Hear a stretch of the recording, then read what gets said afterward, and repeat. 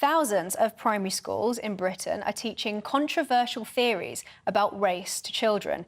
Primary school students are being taught using American-style lessons and resources on white privilege, grounded in controversial critical race theory. British children as young as 5 are reportedly being taught using resources that state that white children are strongly biased in favour of, quote, whiteness compared to their Latinx, that is Latino, classmates. Alongside advice to decolonise their schools, teachers are also being warned that pupils might get defensive if they are poor, gay or female, this doesn't erase, this is a quote, that this doesn't erase their white identity.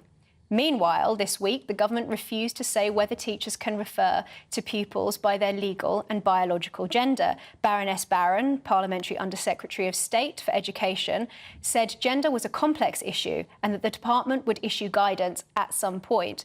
She was responding to a written question by Lord Pearson following the decision earlier this year by the Teaching Regulation Authority, who banned a teacher for misgendering a pupil. To discuss this further, I am joined and delighted to welcome Paul Huxley, the Communications Manager at Christian Concern. Thank you so much for joining me. So firstly, is it appropriate to import and impose American-oriented resources here in the UK in our classrooms? Well, I'd say no, for sure. One of the things about critical race theory, along with lots of other ideologies, is that they're better at explaining a problem, a real problem that may exist, than they are with coming up with answers. So there has been, obviously, the very poor treatment of some people because of their skin colour over history. And people who advocate for critical race theory latch onto that, and then they provide their solutions. But their solutions tend to make the situation worse, as far as I'm concerned. And they also refer to problems that are particularly strong in America and aren't quite relevant in the same way in the United Kingdom. So to import that stuff into England, Wales, Scotland, Northern Ireland, it just seems inappropriate to me. Race theory objectionable from a Christian perspective, or is it not? Well, the Bible's really clear that everyone is made in God's image. And so we're all equally valuable in God's eyes. We're made in God's image, male and female. That's the one distinction that it does make in the Bible between people. But that everyone of any skin color, any ethnicity is equally valuable. So we do have to, first of all, recognize that. And so Christianity has historically been one of the strongest forces in eliminating racism, as those who ended the slave trade in particular were Christians and motivated by that belief. Is critical race theory ever appropriate in church schools, Christian schools? Well, no, because it's actually quite complicated to get to the bottom of critical race theory anyway. If you speak to most adults, many of the people listening to your show probably won't know in detail what critical race theory even means. In terms of detail, in terms of what these people mean by whiteness and these sorts of things, it's really quite complicated. And to teach that to 5-year-olds, to teach that to 11-year-olds, or 15-year-olds, people aren't ready to even get into that level of complexity, as far as I'm concerned, even to really discuss those issues, because there's a limit to how you can tell the difference between someone's skin color and what their culture is. Whiteness as more than skin color, but also a culture.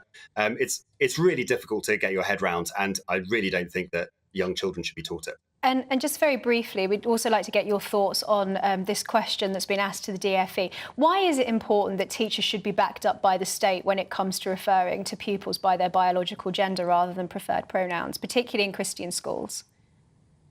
Well, that goes back to the case of Joshua Sutcliffe, a Christian maths teacher who was supported by Christian Concern in the Christian Legal Centre.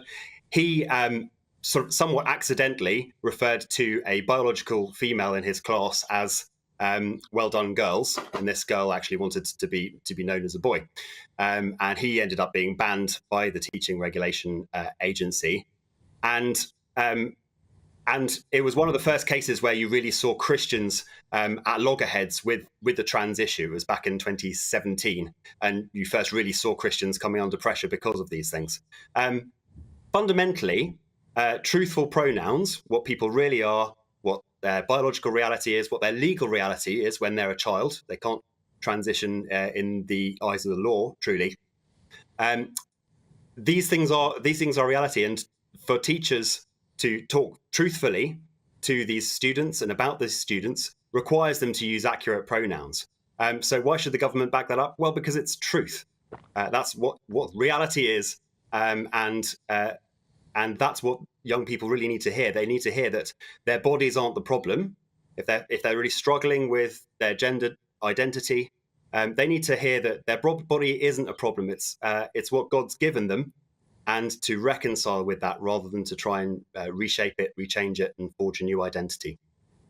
Thank you very much, Paul. That was Paul Huxley there from Christian Concern. Thank you so much for your time today. Let's get a reaction from my panel. I'm joined by political commentator Connor Tomlinson and journalist and author Michael Crick. So, Michael, I'd like to come to you first.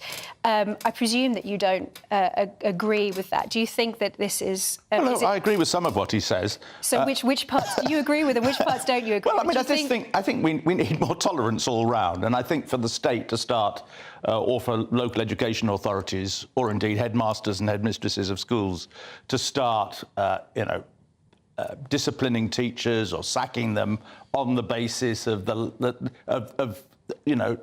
for instance, the whole of trans rights is an utter minefield, and it's just so easy to say something that's going to offend people. And there needs to be more tolerance here. There needs to be an acknowledgement that we are struggling as a civilization to get to grips with this whole new world where there are people who feel uncomfortable in their bodies and want to move to a new gender. So I just think that the